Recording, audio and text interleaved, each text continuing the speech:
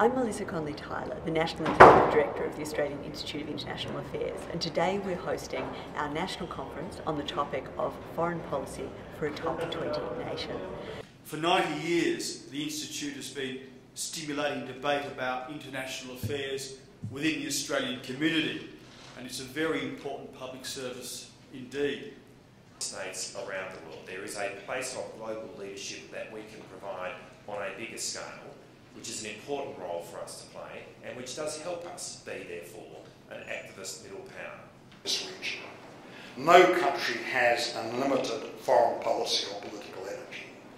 A lot is beginning to happen in Southeast Asia. We've had a new government in Indonesia. There are problems in Thailand that are unresolved. There are problems in other parts of Southeast Asia that are also unresolved. We have to deal with Southeast Asians on major security issues, how we are indeed going to cope with the rise of China.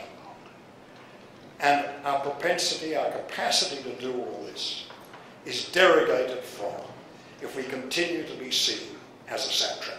I think the national conference is really valuable just because of that session there where you have people speaking frankly and simply about the issues that are facing Australia, especially in the foreign affairs, and that usually gets lost. Usually politics will distort the message or they'll come up with kind of nice little catchphrases, but there you had people going into reasonable depth and speaking frankly and openly about what we need to do as a nation in terms of our foreign policy moving forward. Being a top 20 nation, being a G20 nation, of course, depends fundamentally on our ability to be a wealthy nation. Obviously, enhancing Australia's prosperity has two key aspects to it: what we do domestically and the global context for what we're doing. It will crucially depend on our ability to take full advantage of the fact that we have an increasingly integrated global economy. Yeah, I found it really refreshing that he was honest about this, especially coming with so much experience. I thought it was fantastic and information you couldn't get elsewhere. Australia's sovereignty, its independence of manoeuvre in the international system. I think there's a surprising gap between the reality of our place as a top 20 country, whatever that means, and how we think about our security. This is the most important thing I think Australia could do, is actually lead the push for a global convention on no first use of nuclear weapons. Australia is going to face a much more challenging foreign policy and security environment in the future.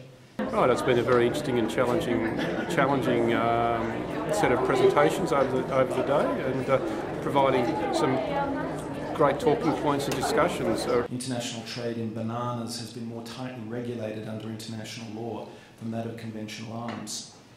Australia's always actively been involved in issues to do with Indigenous peoples at the United Nations. So they're exciting times, but I think we have to be realistic that we cannot exclude human rights from the discussion of business or trade or security matters and defence. The conference follows the most successful inaugural event, which was held yesterday afternoon at our national headquarters in Canberra.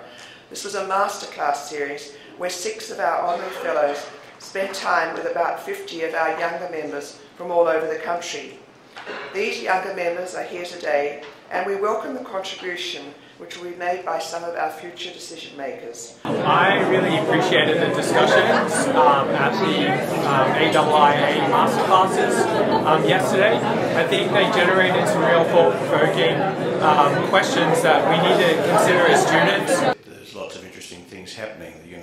Australia's role in the UN Security Council, our role in the G20, the tragedy of MH17, even the significant challenge to regional, to a certain extent even global order posed by current developments in the Middle East. These are significant issues for Australia.